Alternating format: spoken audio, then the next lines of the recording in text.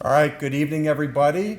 My name is Peter Schrader, and I'm the Dean of the College of Arts and Sciences here at Loyola University Chicago.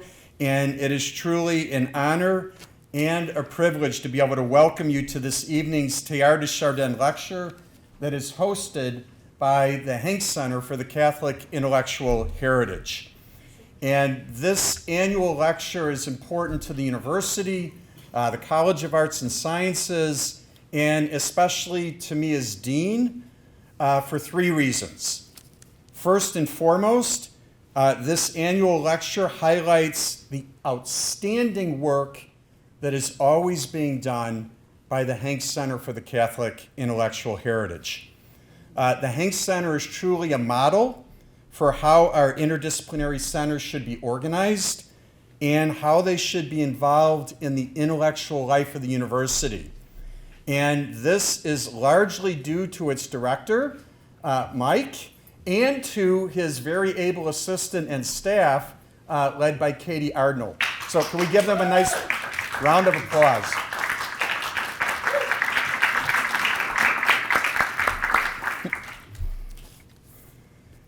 And then second of all, this lecture also allows us to recognize and celebrate the life and works of the namesake of the series, which is Father Pierre Teilhard de Chardin, who was a Jesuit priest.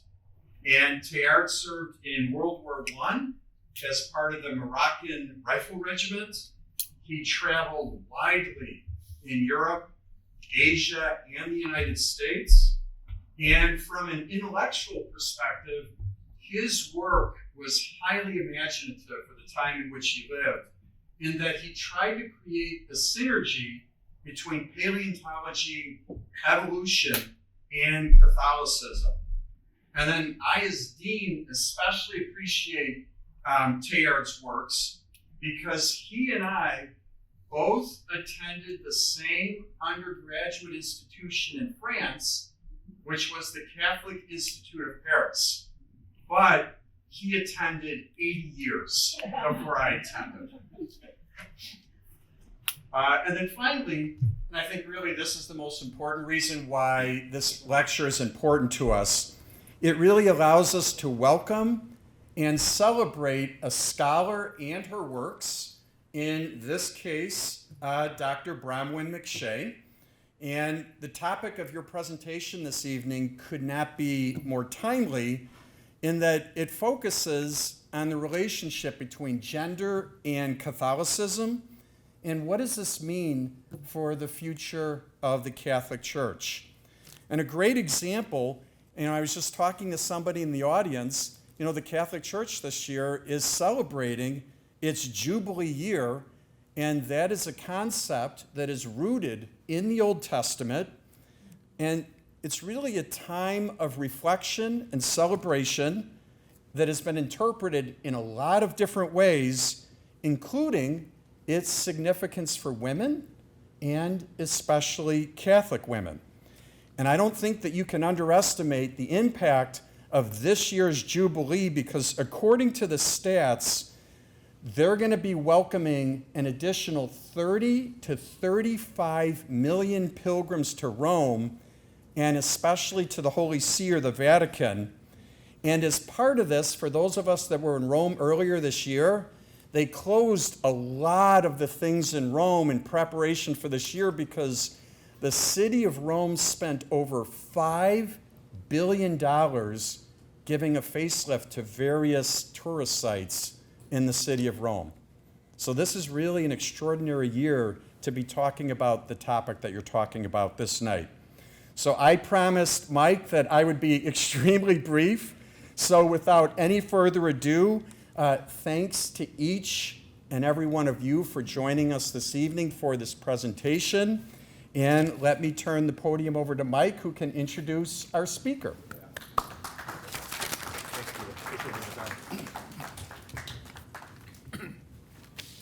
Well, we appreciate Dean Schrader making the time and for that warm welcome. And I think also, too, the Jubilee year is, the theme is hope, pilgrims of hope, I believe. And in that spirit, let's take a minute here for the Holy Father, Pope Francis, and if you're inclined, and we ask our loving God to continue the healing of Pope Francis.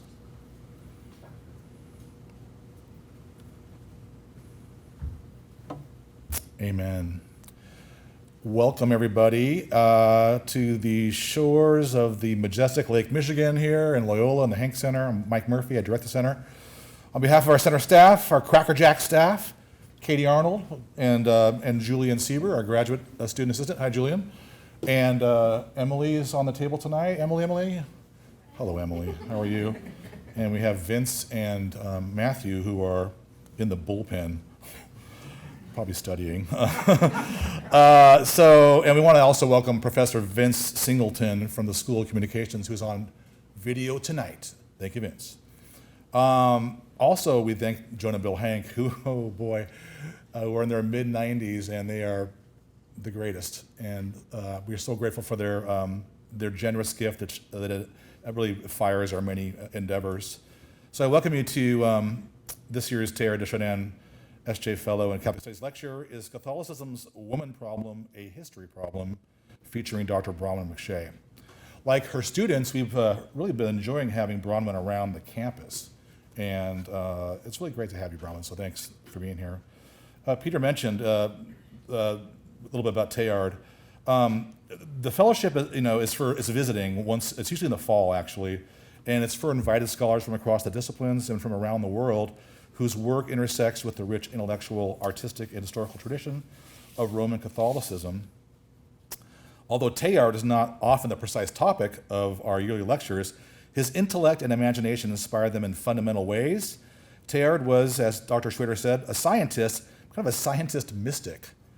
That's a pretty crazy 1-2 punch if you think about it, who developed a philosophy that married the science of the material world with the insights of Catholic theology, the mysteries of Catholic theology, philosophy, and spirituality. Teilhard quite naturally and profoundly engaged his questions with all of the resources at his disposal, all the resources of being. And we think this kind of interdisciplinary attention and practice is a central hallmark of the Catholic intellectual and social tradition. Dr. McShea's lecture draws on a Teilhardian spirit.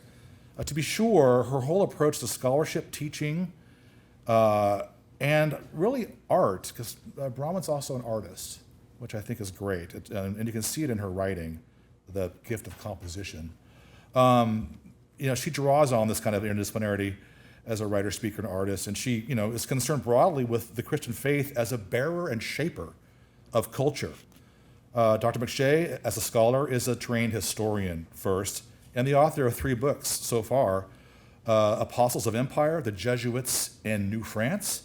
That's from U of Nebraska Press in 2019.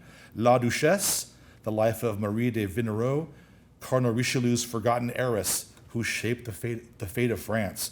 That's a page-turner from 2023. And Pegasus Books. And then the one you probably saw on the advertisement, which is Women of the Church, What Every Catholic Should Know, published last year by the Augustine Institute and Ignatius Press. Dr. McShea has held research and teaching positions at Columbia University, the University of Nebraska Omaha, Princeton University, and several other institutions. Additionally, she serves as an advisory editor for the Institutum Historicum Societatis Jesu in Rome, which is a really quite a excellent organization. And her degrees are from Harvard and Yale, both advanced degrees there. And she's a scholar of early modern European history and the history of Catholicism from late medieval to modern times. Dr. McShea's lecture clocks in at about 45 minutes. And after that, we'll have 20 or 25 minutes for audience comment, Q&A. We're big on dialogue around here, so please take notes. And Bronwen's great at kind of engaging, so we welcome your insights. We look forward to that. So then, that's it. Let's welcome, besides, that's not it, by any means, but I'm really happy to welcome our 2025 Teilhard de Chardin S.J. Fellow in Catholic Studies, Dr. Bronwen McShea, and her lecture, and we all love the title, Is Catholicism's Woman Problem a History Problem? Welcome, Bronwen.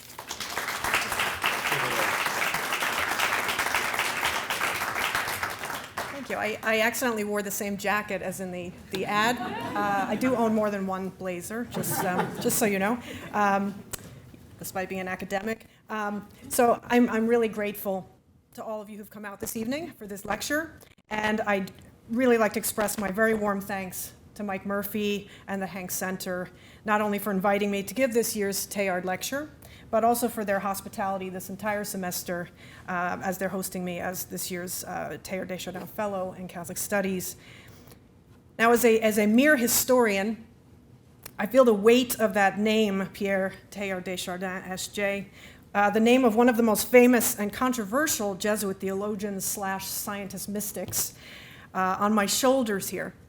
At the same time, I don't think Teilhard himself would much object to my having an association with him, partly because he was close to all sorts of scholars and not a few women throughout his life.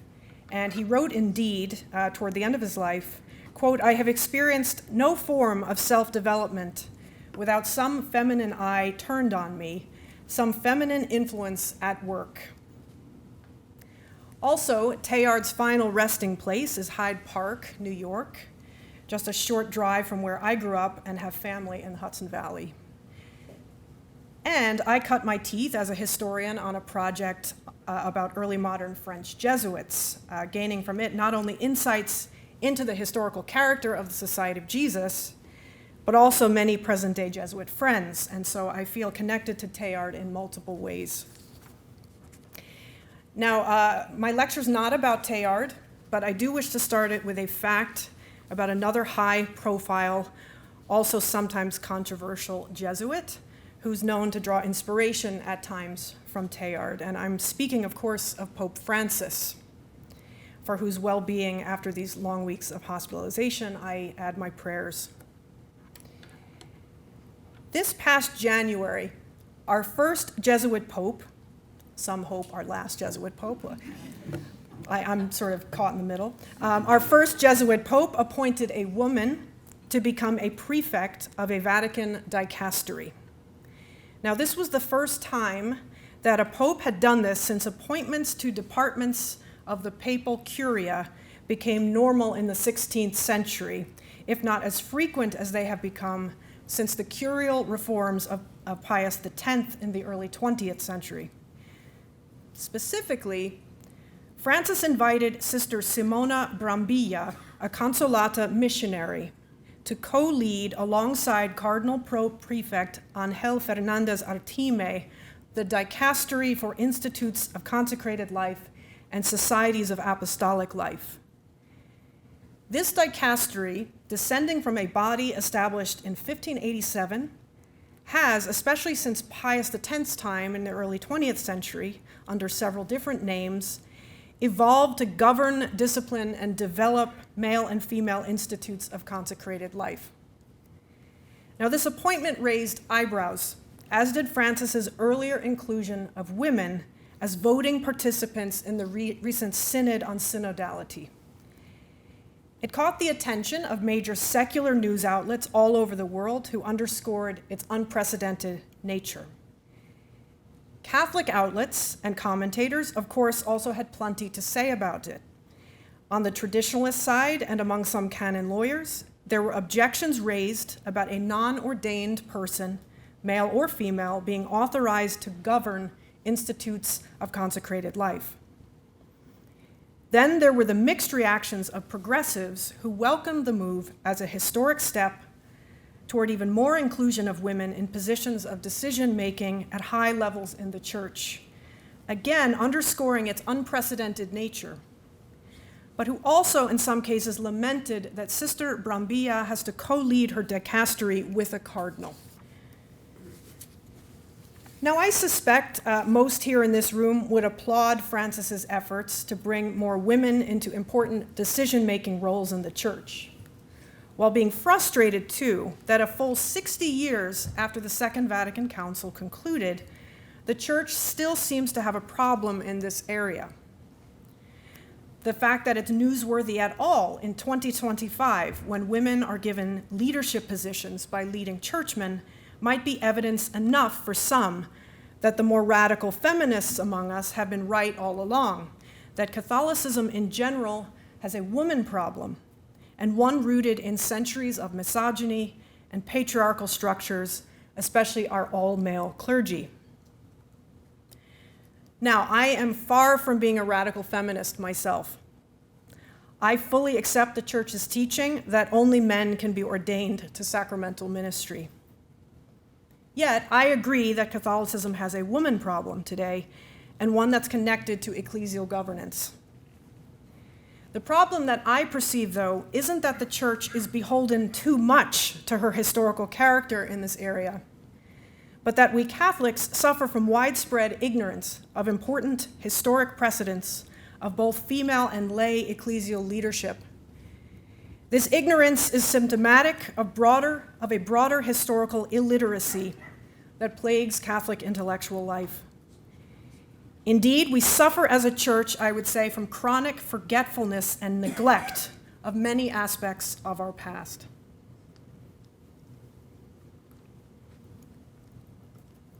Now, my role as a Catholic historian is to remedy such neglect and forgetfulness where I can.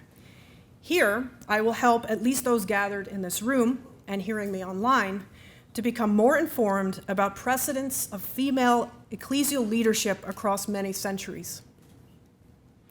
Acknowledging that the examples I will discuss were minority cases within a patriarchal framework, I'll present a brief history of women's participation in ecclesial governance, not just in advisory, subordinate roles under bishops' authority.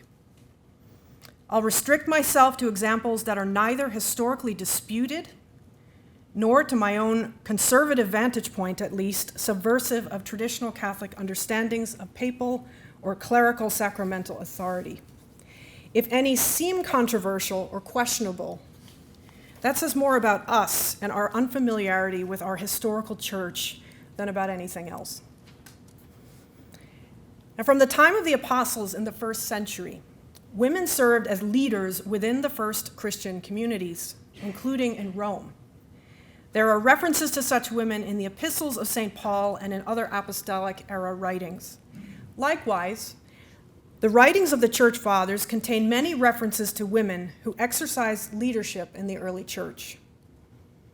Although we can't always say much definitively about specific aspects of their leadership, given various limitations of the relevant extant texts, we can say confidently that early Christian women's ecclesial leadership was significant enough that networks of pious Roman noblewomen could at times play the rather important role of helping select who should be the Bishop of Rome, even in the 4th century era when the bishops began to be called popes.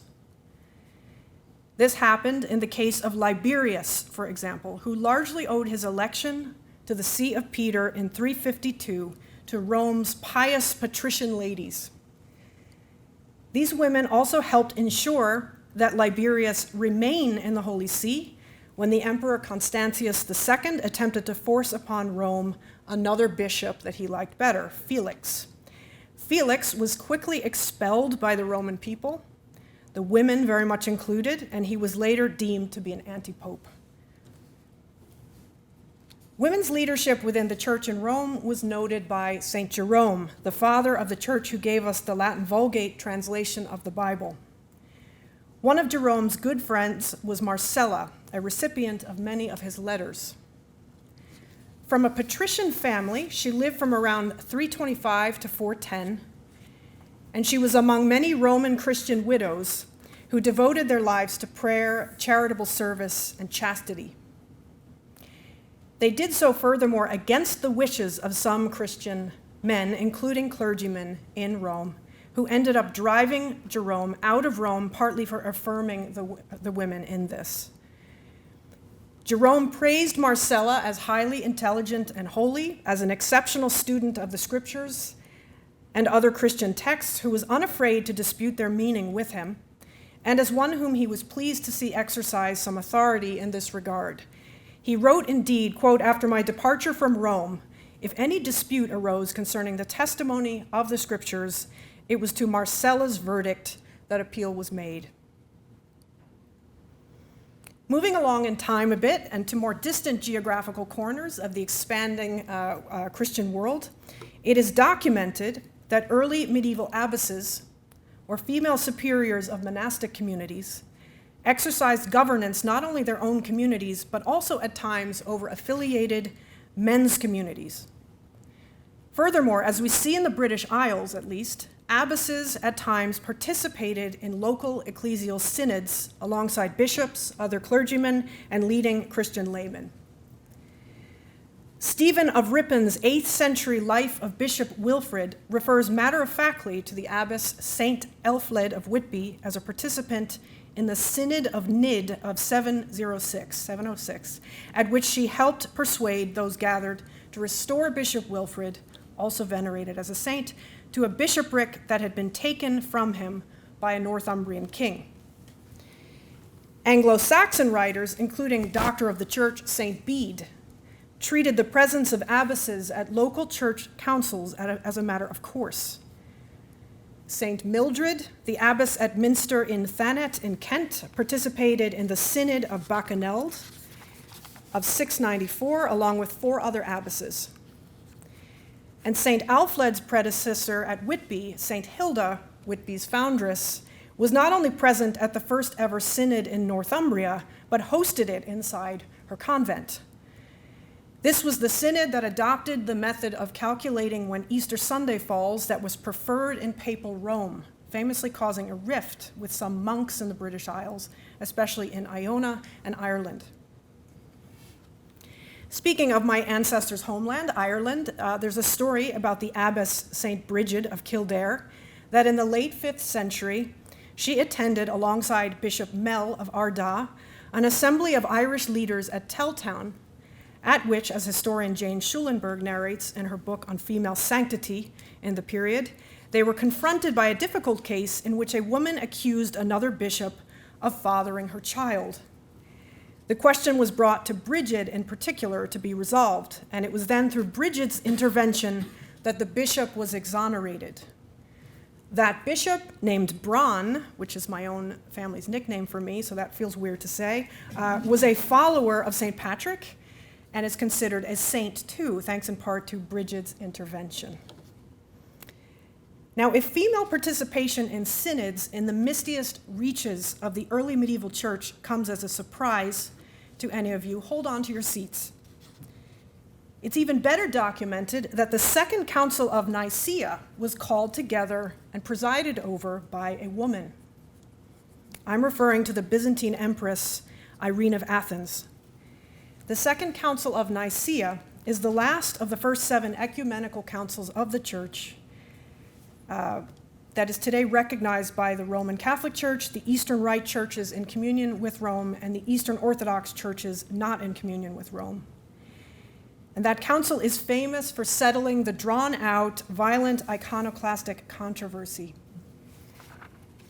Empress Irene, the regent and then ruler in her own right of the Byzantine Empire, lived from around 750 to 803. Studied by historian Judith Heron and others, Empress Irene chose a man named Tarasios, a layman that she trusted, to be ordained and serve as the ecumenical patriarch of Constantinople. With Tarasios at her side, it was Irene who presided over the final session of the Second Council of Nicaea in 787, not Pope Adrian I, with whom she'd been in cordial correspondence to plan the council and who sent representatives instead of attending himself. They didn't have Zoom then. That session pronounced definitively for the Universal Church on the matter of how images of Christ, his mother, saints, and angels could be employed in Christian worship, something that had been terribly dividing Christians in the East to the point of violence for decades.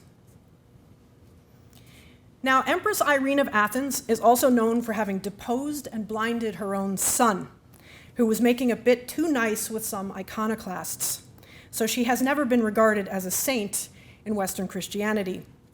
However, since there have been plenty of popes and bishops governing the church over the centuries who are not saints, but whose authority we Catholics don't question, despite all their known peccadillos, moments of Machiavellian ruthlessness, and worse, I don't mind including here in my history of women's participation in ecclesial governance some ladies whose moral legacies are likewise questionable. Let me also mention here then the shadowy Marozia, a Roman noblewoman and the mother of Pope John XI.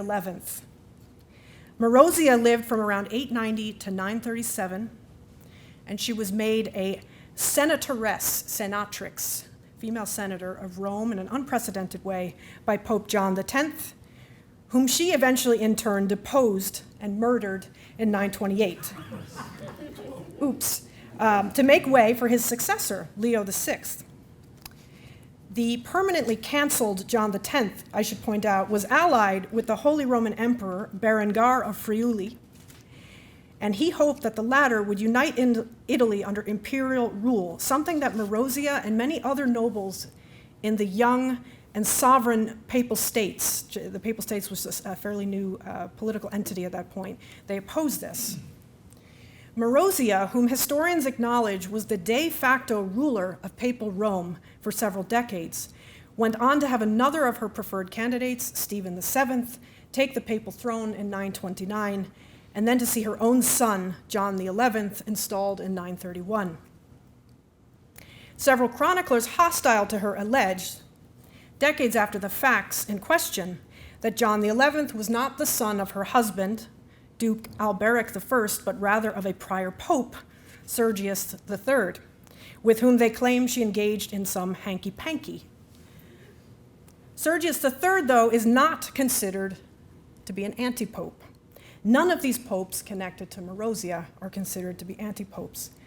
While other chroniclers of the era hint at nothing of the kind, and all extant chronicles from this tumultuous period of papal history are colored by the political agendas of their authors and patrons, general narratives of church history to this day portray Marozia and other women connected to her always in passing in roughly the same terms that her worst 10th century critics did, while at the same time presuming the legitimacy, if not the moral quality, of all the popes and other ranking clergymen in the mix. Now, I don't want to make headlines tonight, though, or embarrass Michael and the Hank Center for appearing somehow to support Marozia and what historians like to call the 10th century Roman pornocracy of Marozia. So let me quickly turn now to the much more beloved Saint Adelaide of Italy, also known as Adelheid of Burgundy.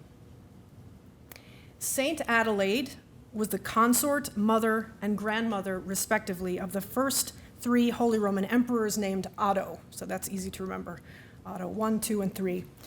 Adelaide's participation in high-level ecclesial governance was far more celebrated in her day by leading churchmen than Marozia's, understandably.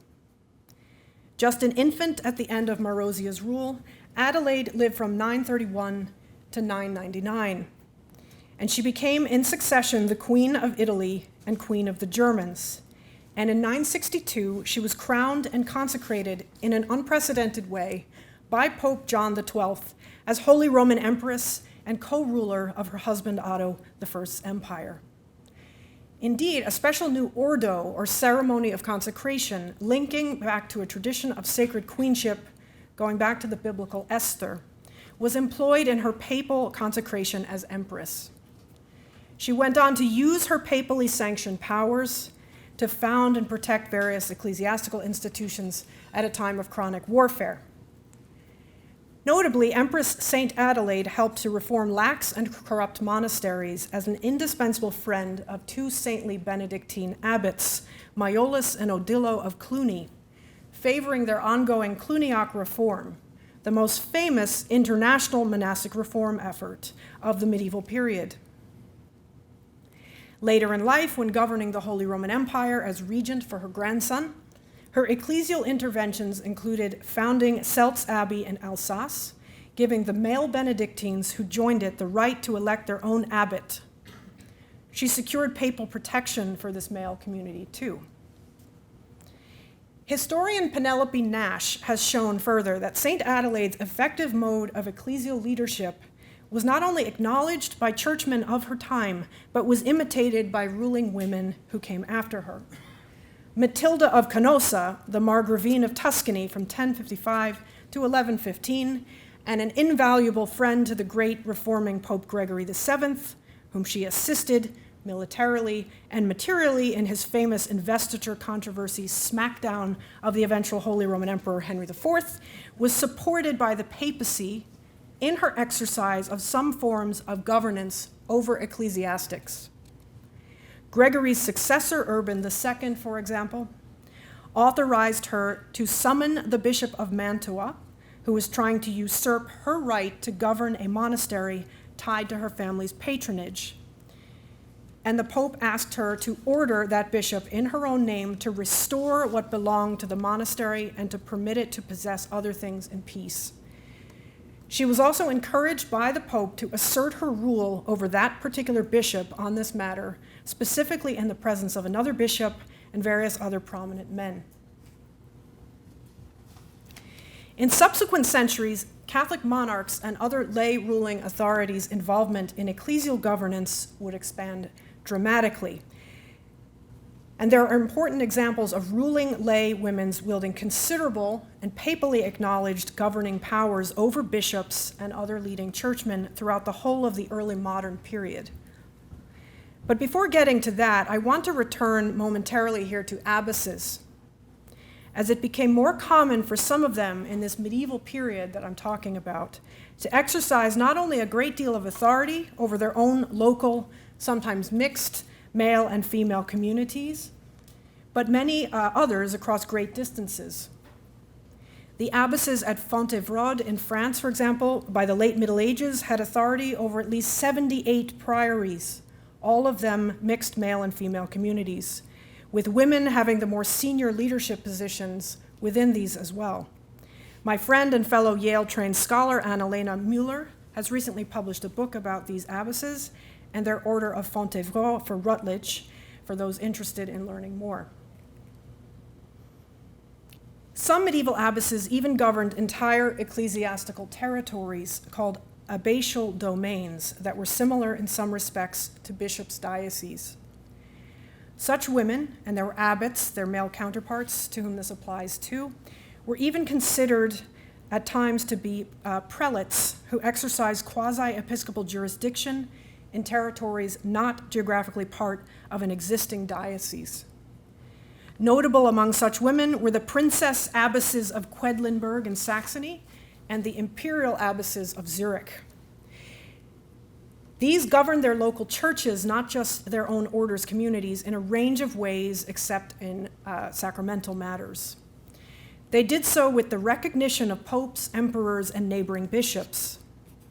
Indeed, the Pope and the Holy Roman Emperor were the only figures to whom these women really had to answer formally on most ecclesiastical matters. In fact, the first princess abbess of Quedlinburg, Matilda, who was the daughter of Saint Adelaide, was in the 10th century called a metropolitan or overseer of bishops, including in her ceremony of consecration as abbess, an authority that she exercised in time over multiple ecclesiastical institutions in different territories. At one point, she not only attended but called together a local church synod at Dornberg, although she did that, I note, in her other, even more lay capacity as temporary regent for her co-emperor father and brother when they were away at war. Churchmen in her day furthermore praised her for exercising her metropolitan authority in a truly Christian manner, achieving her aims in the many non-sacramental matters of ecclesial governance that concerned her through prayers and inspired actions, even though swords and other coercive instruments were at her disposal. The order of Fontevraud was suppressed by radical French revolutionaries in the 1790s. And much earlier, both the Quedlinburg and Zurich abbatial domains were swept up in the commotion of the Protestant Reformation in the early 16th century. The imperial abbey in Zurich was dissolved by the Swiss Reformed City Fathers, ending female rule in Zurich. Quedlinburg survived oddly as a Lutheran abbatial principality governed by Lutheran princess abbesses who resembled typical German princesses more than traditional medieval abbesses. For such reasons, it's not surprising that memory faded away among many Catholics by modern times of the sort of ecclesially authoritative women associated with them. Turning back now to more ordinary ruling Catholic laywomen of distant times, we Catholics have less of an excuse for largely forgetting that numerous Catholic queens were among those enforcing ecclesial law and leading ecclesial reform efforts on the ground throughout medieval and early modern Christendom. Queen Isabella of Castile is an especially clear example, although she's remembered generally instead for sending Christopher Columbus across the Atlantic Ocean and for establishing the dreaded Spanish Inquisition throughout her domains. We tend to refer to Isabella as part of the pair that was King Ferdinand of Aragon and Queen Isabella of Castile in that order. But Isabella, in many respects, was the more powerful of that co-ruling pair, and a succession of popes in the late 15th and early 16th centuries granted her, in her own right, as they did Ferdinand in his, extensive rights of appointment of bishops and other ecclesiastical officials throughout her domains. This enabled her to oversee, more than some other Catholic monarchs could at that time, the much-needed reform of various lax and corrupt religious houses, as well as episcopal sees suffering from chronic episcopal absenteeism. She and Ferdinand were altogether directly involved in at least 132 appointments of bishops alone. Further along in the 16th century, Queen Marguerite of Navarre, the sister of King François I of France, used her power and influence as much as possible to keep reform-minded Catholics and followers of Martin Luther and John Calvin from splitting irrevocably apart, appointing in the process as Bishop of Oloron in her neighboring kingdom of Navarre the reform-minded priest Gérard Roussel, who instituted vernacular preaching and instructions on the creed and laws of the church in his diocese. To the north in the British Isles, Queen Mary I of England, Isabella of Castile's granddaughter, did her best to restore the Catholic Church's clerical hierarchy, liturgy, and religious and educational institutions in her realm after not a few consecrated Catholic bishops and pastors, it is often forgotten, had chosen to break with Rome and help her father, King Henry VIII, and her brother, King Edward VII, appropriate and overthrow these things in prior years. Although she was not as successful as she might have been had she not died relatively young and been succeeded by her Protestant sister, Elizabeth, her reign over both church and state in England was effective enough to alarm the Protestant reformer John Knox and to inspire from his pen one of the most famous screeds ever written against women ruling in any capacity. That is his blusteringly titled First Blast of the Trumpet Against the Monstrous Regiment of Women. Then Elizabeth came to power, and he kind of regretted publishing that a year before it appeared. She banned him from her kingdom. In the meantime, Juana of Austria, Mary's relative and sister-in-law, and the regent of Spain in the mid-16th century, employed her power to protect and help build up a new religious order, the Jesuits, during a period when they faced great opposition from ecclesiastical officials in Spain. Eventually, with Juana's support, the Jesuits became officially favored by the Crown of Spain and were authorized by the Spanish monarchy, bishops and popes largely didn't govern this in that era, to serve as missionaries in colonies in the Americas and Asia. Juana, by the way, was actually permitted to secretly take vows as a Jesuit scholastic, despite the Jesuits' famous general exclusion of women. Toward the end of the 16th century and into the 17th, the implementation of various norms of the Reforming Council of Trent depended upon ruling Catholic laywomen as well as laymen. We see this, for example, in the Spanish Netherlands, today Belgium and the southern Netherlands, where the implementation of Trent and the establishment of confidently post-Tridentine Reformed Catholic religious orders there, including the Discalced Carmelites, Capuchins, and Jesuits, owed much to the equally sovereign Isabella Clara Eugenia of the House of Habsburg and her husband Albert of Austria, known together as the Archdukes. Bishops in their domains regularly had to negotiate with and defer to Isabella and Albert, as well as the papal curia, in making what we might call a fervently post-Tridentine Catholic Church become a reality on the ground in northwestern Europe, not just the dream of document-writing Vatican bureaucrats. Female Catholic rulers' ecclesial interventions reached their zenith in the 18th century with those wielded by the at times militantly Catholic Habsburg Empress Maria Theresa of Austria. Pope Clement XIII accepted her request to be recognized by the Church in an unprecedented way as Regina Apostolica, or Apostolic Queen, elaborating upon an ancient tradition of recognizing the kings of Hungary, whose throne she occupied, among several others, with the title, quote, His Apostolic Majesty.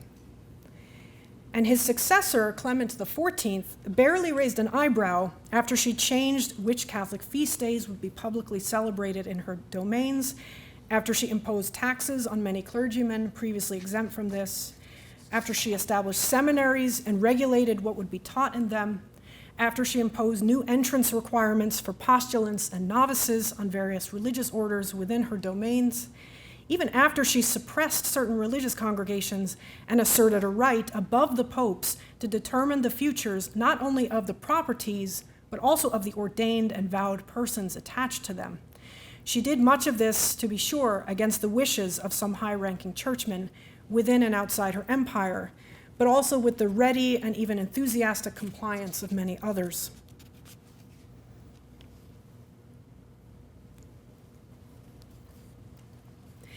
Prominent abbesses, queens, archduchesses, and empresses were not the only Catholic women involved in high-level decision-making in and for the Church in the early modern period. Saint Teresa of Avila, for one, was able to go forward with her historic reform and leadership of the new Discalced Carmelite communities that she founded, some of them monasteries for men, not all of them convents for women, against the wishes of some local bishops, Inquisition officials, and Carmelite superiors in Spain, thanks to direct authorizations to do so by both Pope Gregory XIII and King Philip II of Spain. Other foundresses of successful institutes of consecrated life in the early modern period, such as Louise de Marillac, who founded the Daughters of Charity, led and developed across multiple diocesan borders their new institutes, often for years on end, before receiving official sanction from individual local bishops and even from the Pope. And where early modern non-royal and non-consecrated laywomen are concerned, there is plenty to be found in historical records regarding the exercise of major leadership within and for the Church. This indeed is the area of historical research that got me interested in the first place in the issues I'm discussing here tonight. I've written an entire book based on a mountain of archival and early print sources on a French noblewoman of the 17th century, Marie de Vignerot, the Duchess of Aiguillon, who was the niece and heiress of the Cardinal Duc de Richelieu, the first minister of state to King Louis XIII. During and long after her uncle's lifetime, the Duchess of Aiguillon was involved in the selection of French bishops, including for new missionary dioceses in Asia and North America, which were erected by Pope Alexander VII, largely because she convinced the Pope to do this after several prominent clergymen had failed in the same goal. She succeeded in part because of her enticing offer to personally bankroll these missionary dioceses and to help supply good bishops and priests affiliated with a new seminary in Paris devoted to foreign missions, a seminary that she was also involved in founding. The Duchess of Aiguillon furthermore exercised control over several Vincentian missions in North Africa and Madagascar, as well as some domestic French Vincentian missions, as one of her dear friends, St. Vincent de Paul's main patrons and influences. She was responsible, too, for the foundation of Catholic hospitals, seminaries, other schools, convents, new institutes of consecrated life, and an array of other ministries in France, in papal Rome, and in mission contexts across the globe, in many cases before they received formal seals of approval from either bishops or popes. And she was praised as one of the leading Catholics in all of Europe by Pope Alexander VII and other prominent churchmen and statesmen, too, in her day. These contemporaries, including Vincent de Paul's first biographer, Bishop Louis Abbaye, believed her name and reputation as a pillar of the church of her time would be remembered for ages to come. She was largely forgotten by modern times, however, even by French Catholics loyal to the memories of Vincent de Paul institutions she was associated with, and even her controversial uncle, Richelieu. While this proved to be a boon to me, as it motivated me to write a book that got noticed even by the New York Review of Books, the degree to which her story seems so surprising to modern people, especially to Catholics, even with some background in Catholic Church history and French history, seems indicative to me of that woman problem that I referred to earlier. In presuming that it's a radical and unprecedented thing for Catholic women to exercise ecclesial leadership at high levels, we are demonstrating how cut off we are from our own Catholic past, not how constrained by its no doubt patriarchal norms we are. It's ironic, isn't it, that the tradition-bound Catholic Church, of all things, is so generally ignorant of such important parts of our own history that so clearly relate to issues that preoccupy us today. Indeed, looking at my own Catholic formation and educational and professional trajectory, I can say confidently that most of the best rigorous scholarship that I've been exposed to that relates to topics such as the one I'm lecturing on has been produced outside the pale of institutional Catholic intellectual life. I've spent a number of years now observing Catholic intellectual culture, both as a lifelong devout Catholic insider and at the same time as a bit of an outsider, given the fact that I was formally educated from early childhood onward and then professionally trained almost exclusively in non-Catholic institutions. From that vantage point, it seems to me that far too many Catholics today, even intellectually engaged ones, have a tin ear when it comes to history, especially ironically when it comes to our own church's history. For various reasons, we tend to put a premium on certain rationalized formulas, even distorted, cartoonish pictures, I would say, of so-called traditional relationships between the laity and the clergy, between women and the clerical hierarchy, and so on. We presume, rather than know for sure or try to establish on careful and solid historical grounds, that modern Catholicism's insistence that ecclesial governance per se and holy orders, especially episcopal ordination, are inextricably bound is deeply rooted in the fuller trajectory of developing Catholic doctrine and practice across the centuries prior to the last one. Historians such as the late Father John O'Malley, S.J., who I'm blessed to count as a mentor, may he rest in peace, have given us some well-researched and, in his case, easy-to-read histories of the Church that explain things such as the consistent presence of lay representatives at councils of the Church up until Vatican I. Yes, Vatican I, which was the first ever in 1869 to formally exclude lay participants. Yet we in Catholic intellectual life persist in general ignorance of such things that are uncontroversial from the standpoint of even conservative readings of church history. As both a devout Catholic, faithful to the Church's magisterium as I understand it, and as a historian of Catholicism, I experience things that are frustrating when I present my work at times in explicitly Catholic intellectual settings.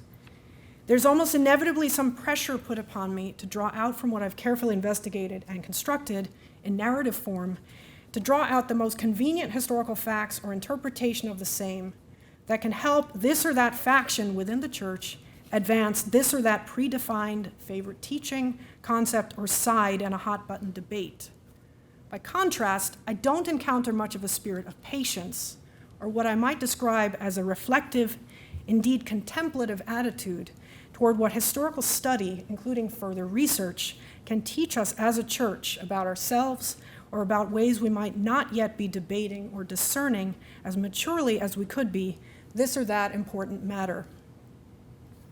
Perhaps because Catholic intellectual life has been so long dominated by theology, philosophy, ethics, and at the same time by more activistic legal, social justice, and evangelistic causes, I often feel when I and other historians engage with fellow Catholics that we are perceived as useless or quaint at best until and unless we effectively betray our discipline and indeed the integrity of our Catholic antecedents' lived experiences and legacies.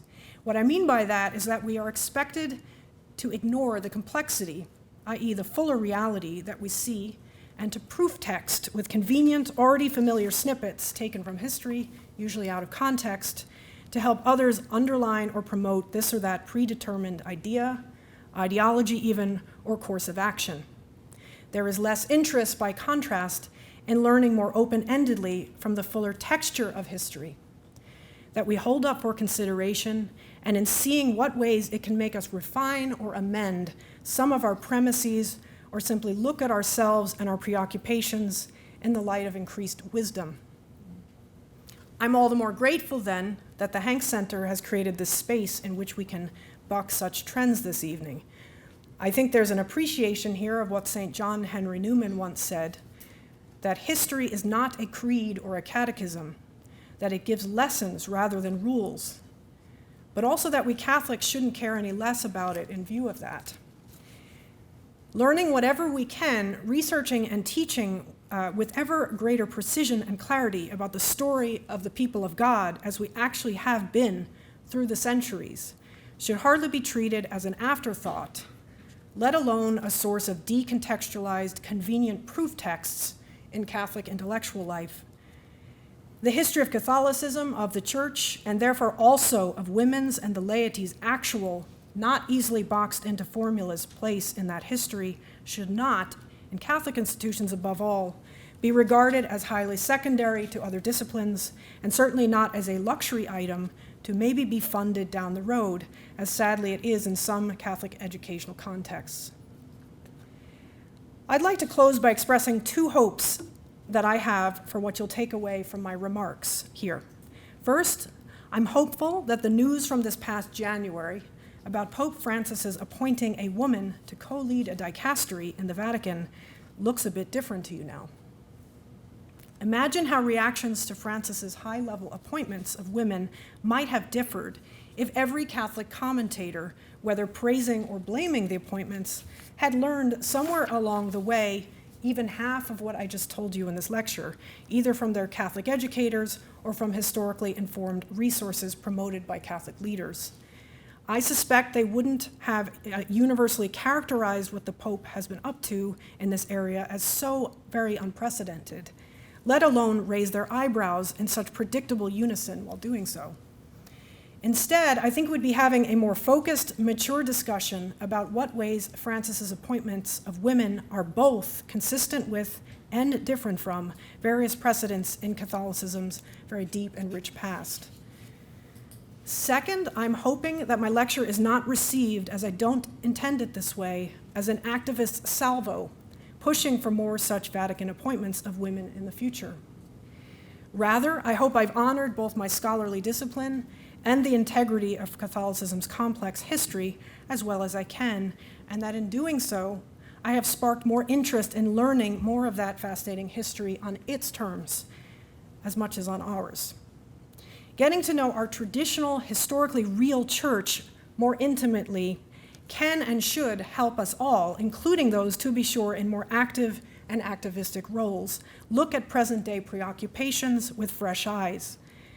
But it is also just good, in and of itself, to contemplate the mystery of the Church, the body of Christ in development through particular real times and places, in her historical as well as her transcendent aspects. Thank you.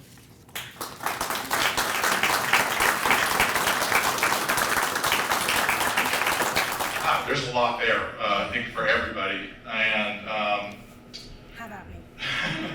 well, I was going to say, if you want to see a festival of decontextualized proof texting, meet me at Catholic Twitter. Everybody there seems like everybody with a phone and a stable internet connection thinks she or he is Cyril of Jerusalem. Have at it. A concern about a point, ask for a qualification, you have a comment, a question, anything you'd like, the floor is yours. Katie has a mic over there as well.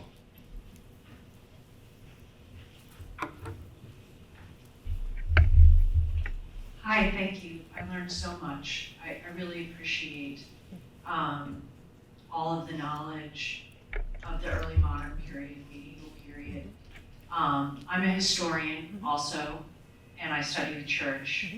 And to get to the heart of the discipline, What does the story change over time here?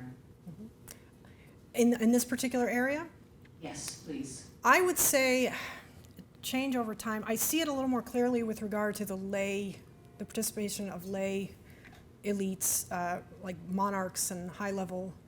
As church and state becomes more and more intertwined, various Catholic elites, including sometimes women, have a very central role at times in church governance.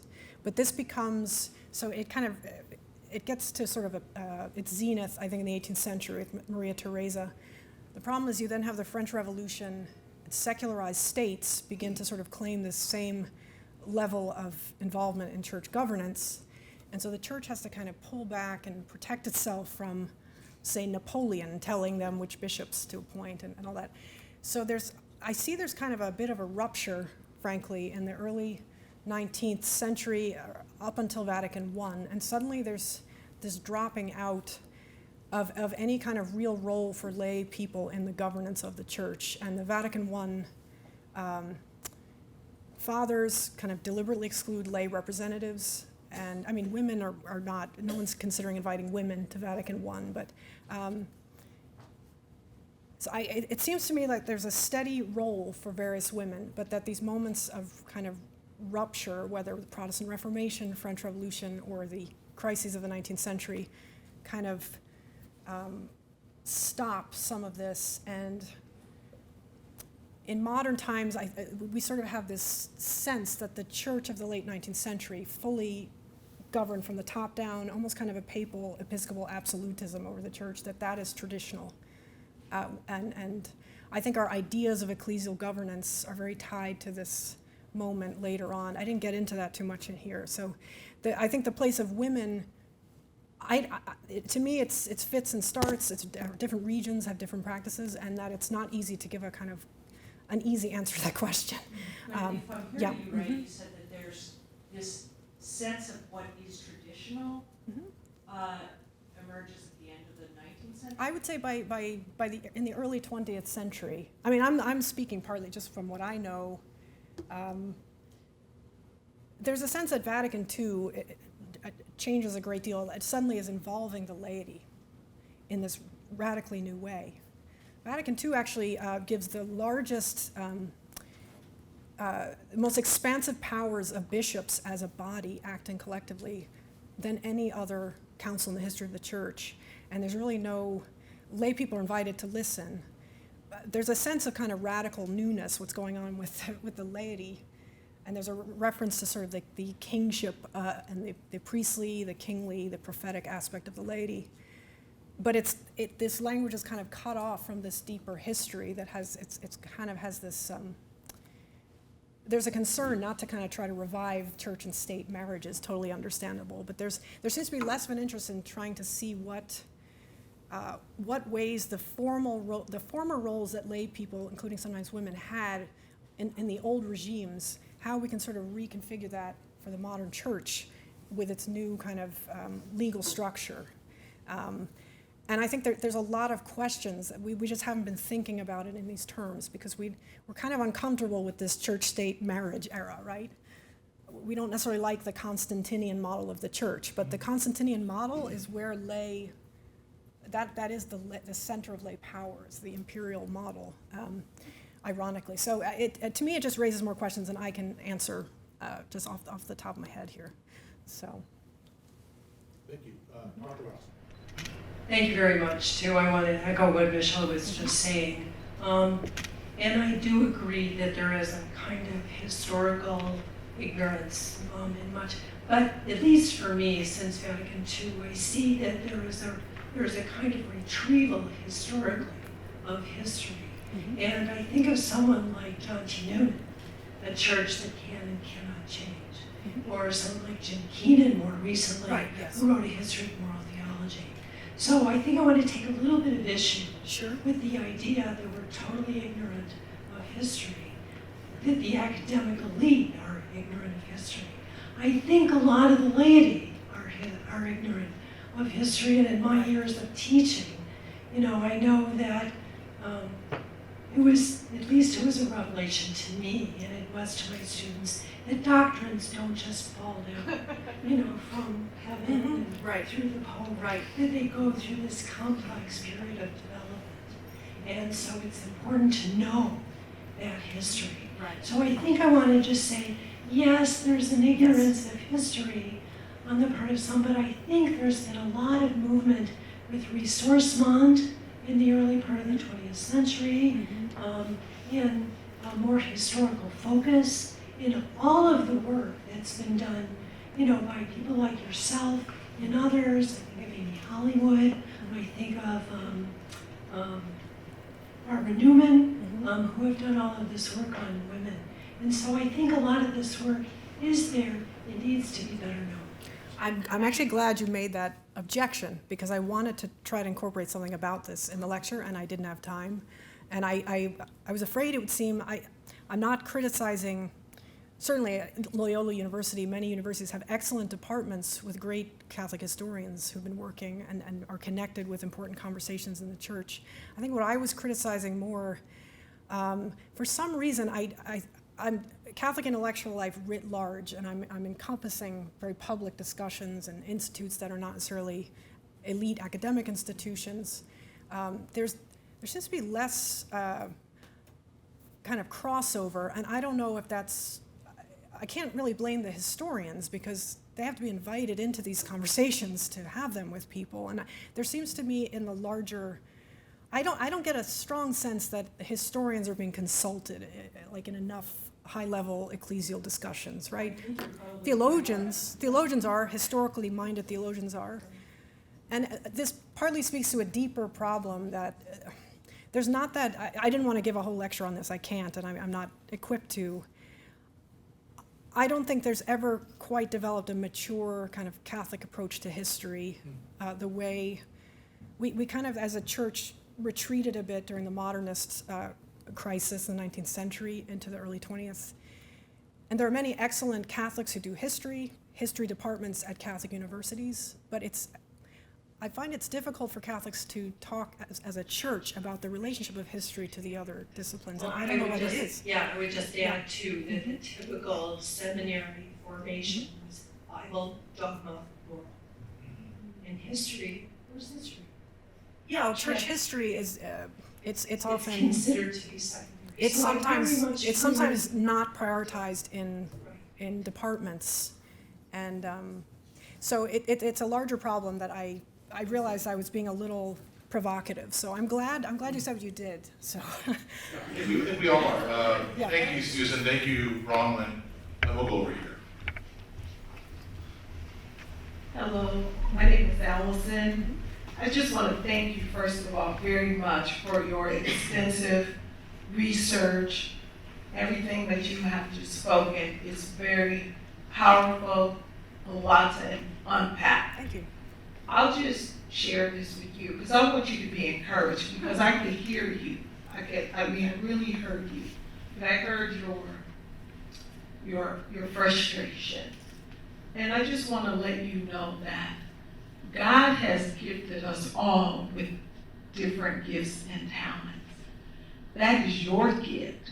You are the doctor. You are the researcher. You are the historian, that He has blessed you to be able to speak to those who don't know as much as you know.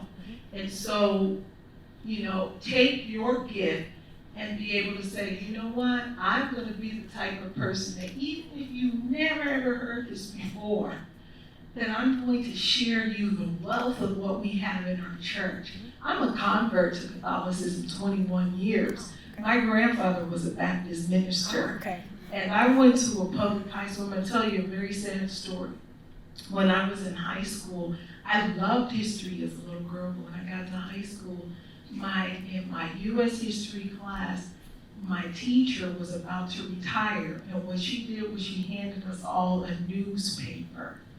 And she told us, instead of us learning U.S. history, we're going to learn current events.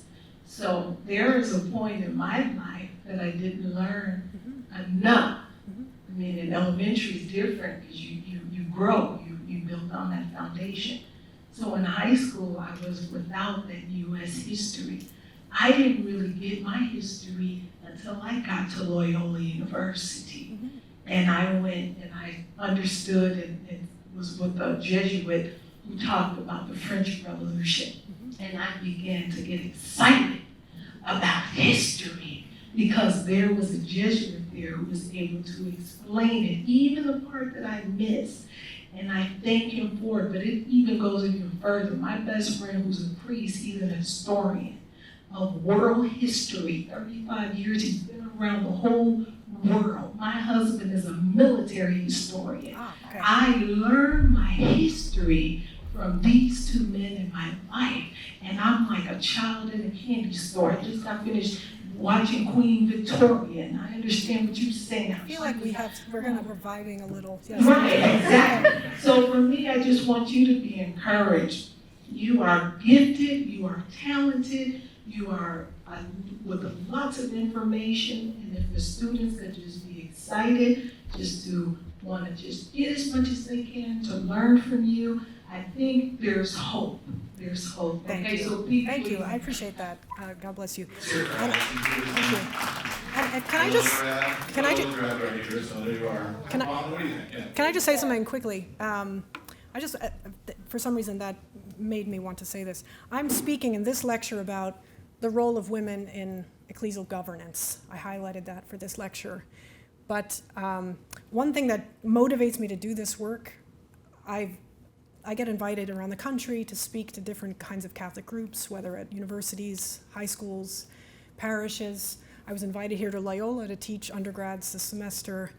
And one thing, it's been becoming clear to me over the last year or so, the number of young Catholics I'm meeting who've gone to Catholic schools, some of a very good reputation, and they think there's only like 4 or 5 important women in the history of the church somehow. Like there's this utter lack of any awareness that there's any important women in church history. And it just boggles my mind that this is still the case this long after Pope Paul VI said that the moment of women's vocation is now, right, in the 60s. I'm badly misquoting him, but it's just there's something amiss with the historical education as it's trickling down to the Catholic population. And I think it has something to do with our intellectual culture as a church where history is concerned.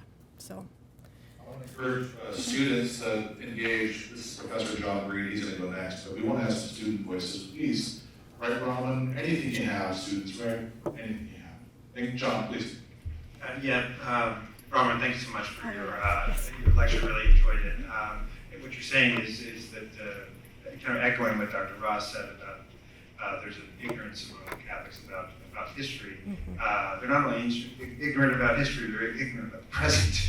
to go further than that, I thought there was an ambiguity in your lecture because you used 2 terms. You used the term ecclesial leadership and ecclesial governance. I didn't know if that was an ambiguity. Very sharp, yes. I didn't know if that was intentional or not. There are many ways of exercising leadership. We think of governance. We do think of like the local locus of church governance is the episcopal office, right? Which in Lumen Gentium talks about, right? It's it has sort of 3 dimensions of sanctification, of teaching, and of governance. And there's parallels to that, right, among the laity that's also in Lumen Gentium about where all the Christian baptized are baptized into the roles of Christ as priest, prophet, and king, right? They're analogs to one another.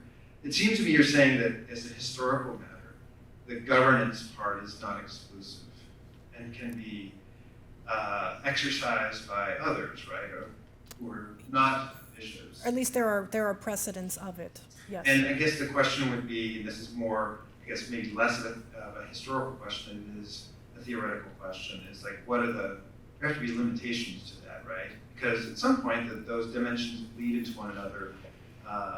So for example, the governance by a lay person, non-ordained, non-bishop, includes some authority over the sacraments. Now you indicated there are historical examples in terms of the selection of bishops.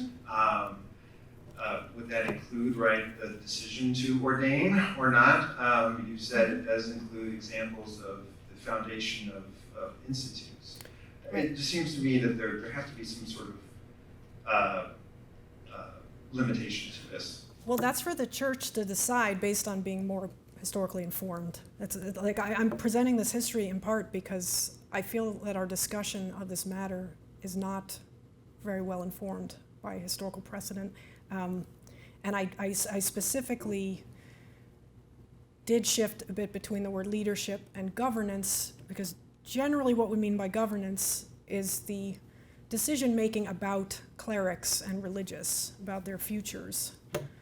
Maybe not necessarily whether they should be ordained, but where they should be, whether they should be appointed to this or that office, whether they should be dismissed from a role. The problem is canon law has shifted so dramatically in different contexts over time. We have a lot of uniform ways of talking about this since canon law was codified in 1917. But before that, so it's more difficult to make kind of these sort of formulaic descriptions that sort of always fit in every context. And so I use leadership and governance in a broader sense, and depending on what I'm emphasizing in which historical case, I'll use one word or the other as more important. Both of them still seem controversial among a lot of Catholics today. And I'm not interested in, just more personally, not speaking as a historian, I'm not interested in having lay people or women involved in sacramental matters. That to me is proper to the priesthood, and I accept that the priesthood is a male, is all male. But we've just lived through the sexual abuse crises in the church, right? And the last, it's been one of the dominant. One of the key questions is why lay people have not had any ability to have any role in actually deciding things like punishments of clerics, and something that affects the very safety of the Catholic community writ large, right? Lay people have consultative roles. We have a structure in which the bishops get to investigate themselves, right? And lay people don't. To me, the discipline of the clergy, it's entirely nothing to do with sacramental questions, except for the maybe forbidding of certain people of exercising them. There's plenty of examples of lay people being involved in the discipline of clergy up until modern times. And that kind of drops out in the revolutionary period. So that's a whole other matter. That's, women were sometimes part of that. So, we had 500 registrations for tonight. It's just to let you know how it works after COVID. 500 registrations, and we have about 70 people or so, or 55 somewhere in there. Just so you know how it works for the Hank Center. But we asked for questions, Bronwen. A lot of questions about sacramental leadership. A lot of questions about female ordination and about female diaconate. Just so you know, that's on your radar. Right. Yeah, and I specifically partly said what I'm saying to prevent people from asking me the question, should women be ordained as deacons? So, again, I'm a historian. I'm just telling you certain things that stand out to me, and I'm not looking at the history of the diaconate. There's other people you can consult on that matter. And so, to me, I think we've become so focused on that question, it actually speaks to a kind of, we as lay people have absorbed the clericalism of the modern church when we think about that as the only question when it comes to governance. So we have time for maybe two more. So I see Judge Donnelly. Heidi, did you have your hand up? Maybe Jules will give you the last word. So three more. So you mentioned John O'Malley. Yes. And of course, reading his book on history of the councils, it was evident that he thought that the emperors thought that theology was too important to be left to the clerics. And that famously, a lot of the major theological decisions the church made in council were not decided with any even input from bishops or clerics. That's true. Which is a stunning revelation about lay influence on theological questions. So when you talk about boundaries, it seems like historically those boundaries were very permeable, even on matters of what we would think the most sacrosanct areas of theology. Yeah, well, at Mass every Sunday we say the Nicene Creed that was authorized, formally speaking, not just by Constantine the Great, he wasn't even a baptized member of the church yet when he authorized this as, quote, the bishop for external affairs of the church, he called himself. So it's integrated into our liturgy, something tied to that. Now, again, people are uncomfortable with the Constantinian imperial aspect of things, but I think we're actually, by being so uncomfortable with that legacy, and with ideas of monarchy, kingship, queenship, in our history, we actually are undermining kind of a whole area of possible new ecclesiological thinking about the role of the laity and women. Thank you. Over here, please. Yeah, hi, I'm Agnes. I came to your lecture previously about the female doctors of the church. You did a wonderful job. Oh my gosh, it was great. Hi. I also want to say thank you once more. I obviously am a student, but also I am a sacristan here at Loyola, and I'm a cradle Catholic. And for the longest time, I, as you kind of mentioned previously, did not feel like there was a true place for women. It was either go become a nun or go have babies. It's just, that's at least the intention that I feel as someone who's not a historian and went through just kind of Catholic schooling my entire life. So thank you. Thank you, thank you, thank you, because this has really helped me in my faith and in the way that I have continued to go as in my Catholic faith. But my question for you is, we keep mentioning women being ordained and deaconess, but also that there is this lack of knowledge of women in history. Mm-hmm. Do you believe that if we had this greater knowledge and understanding that women have always been had a great role within the Catholic Church, that there would be less of a push for women being ordained to the church? Or do you think this would be a Not necessarily, no, because, I mean, the question of women's ordination is there from the beginning of Christianity, right? There are cases of it when the church is kind of splinter in the Reformation period. In time, many of them decide to allow female ordination. Slightly different understandings of sacred ministry. So the question, I think, is always there. There's also, even with all these examples, I don't mean to imply that all this activity of women wasn't sometimes really disliked by a lot of powerful people. Like the women's historians, feminist historiography have drawn attention to a lot of areas where there's a lot of conflict and maybe suppression of women's voices or marginalization. So I don't mean to undermine those areas of kind of where there's more discomfort, right? But I guess maybe what I think is that if we actually took the time to get to know the church a bit more on its own terms, looking for the both ands. There's tension, there's problems, there's also a remarkable history of collaboration between women and men in the church, between clergy and laity, very often between clergymen and women, with laymen being like kind of upset that this is going on. Like if we had a fuller picture of this, I don't think the conversation about women's ordination would be the dominant discussion we'd be having over the last several decades, because it's a problem that the only way we can envision women participating in significant ways in church decision-making, that it is so tied to sacramental ordination. Because that, to me, is not in keeping with the longer tradition of the church. And I think we're kind of maybe not always in the right historical terms or language. We sort of sense that there's a real problem here. And I want to suggest that the woman problem is tied to a history problem about the history of the laity, broadly speaking. So I don't know if that answers your question. So. Yeah, thank you, Agnes. Thank you, Bronwen. I had Heidi next. Do you want to? Well, I think No. Sure. Thank you.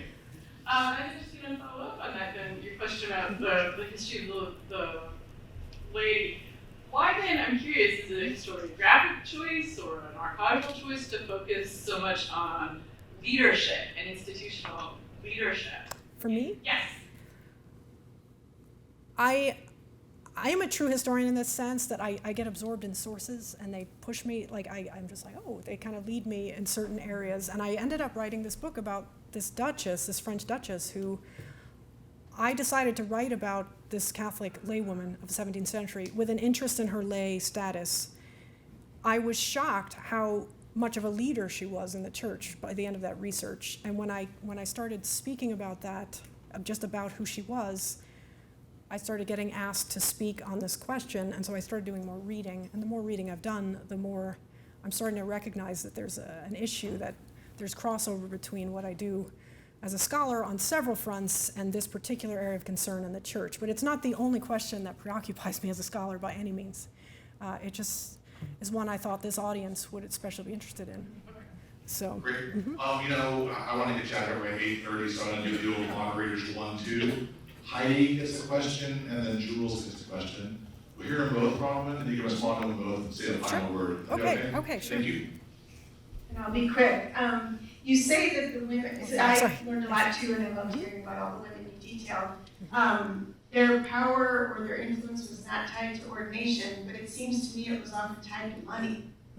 So it wasn't like everyday women who had this influence. It was queens and princesses. It wasn't everyday men either. Most men were, had shovels and dirt and were lifting. They weren't influencing either. Bringing that to the present day, I just wonder if we're seeing that again. So lay people who are having influence in today's church often are people who have influence due to the amount of money they have. I see it in the U.S. church more among men than among women. I would say money is part of it, but I think more so, through most of the periods that I'm talking about, money is not the driving force of society. Status and certain forms of power, different kinds of wealth, land, commanding of your own private armies, things like that, charisma of a certain leader, education, your level of, your access to kind of the discussions of these, being an elite person is just an inevitable part of this. But there's a history, I would say, of papal appointments and even consecration at times of laywomen to specific roles, often tied to their queenly status or an imperial status. That has nothing to do with money. It does have to do with their position in their kingdoms. And I think money drives things a lot more today than in some of these past time periods, because a lot of these other markers of honor and status have kind of, like in the age of democracy, money kind of rises as the king, right? Because we're all technically equal under the law. So that's a whole, I don't like talking about the present day as a historian. That's why I stopped in the 18th century. So that's all I want to say. A half-finished answer. We appreciate your answer there. That's great. Last word for our graduate student, that's Jules. Well, I'm very sorry because I had another question about the present day. Go ahead. I just may not answer. This might be a terrible last question. Okay. You might not be interested in it, but also, thank you so much as well. I think so much of this is great, and I'd love to chat more about it. As someone who does biblical studies, I feel so much the same kind of tensions with doing this basically historical work of the time period and feeling the pressure to, in a broader kind of church environment, flatten the complexities of that, the particular political kind of purposes either side, as you say. But I'm wondering about, yes, I agree. I think this is compelling that Catholics have a history problem, but do you have reflections on how this might be influenced by or relate to a history problem more generally, and how that is politicized at this moment? I think about female candidates for presidency and the way that they, kind of how you present Pope Francis and the very polarized interpretations of his move to appoint a woman, how kind of depictions of women just in power, generally, at least in this country, where I'm from, Australia, had a female prime minister during my lifetime, and the same kind of dynamics I see there. So do we not just miss kind of the element of women in the church, but also these women as powerful leaders geopolitically as well, in kind of general understanding of history, not just for Catholics. Right. By kind of assuming a separation of church and state, looking back into these histories. Does that make sense? Yeah, it does. And I would say there's certainly a history problem broadly in our culture and in many cultures. I mean, that's kind of undeniable. And a lot of that, it's sort of, when we talk about the church, there's always like a dynamic interplay, bleeding back and forth, right? I'm interested in addressing the church on this matter. Unlike Australia or the United States of America that was established in a kind of very post-Catholic, a kind of liberal moment in time. In France, the women's suffrage was rejected after the French Revolution because most peasant women were devout Catholics who wanted to restore the church. So women were kept from the vote in France because they were conservative, traditional people who loved the church, and so there's this kind of manly spirit of democracy kind of keeping women out of universal suffrage. So liberal democracies are kind of birthed in this moment of men being in the public sphere, women being pushed into a very private sphere, more than they had traditionally been, I would say. Unlike those nation states, the Catholic Church, Saint Adelaide, Empress Saint Adelaide, there's statues of her. We forget. We have these women all around us. We have stories about these women in our Catholic libraries, in our old, dusty Catholic books. There's a lot of old, dusty books that no one's interested in, partly because they're written in this sometimes sentimental, hagiographic way, and they don't have that much kind of sound historical value always. But the church has many records of remembering these women, and we've forgotten them in modern times. And so I'm especially kind of frustrated that Catholics of all people are forgetting women that we've literally put on pedestals in previous centuries, right? So that's all I'll say to that for now. That's a good way to end, but thank you very much.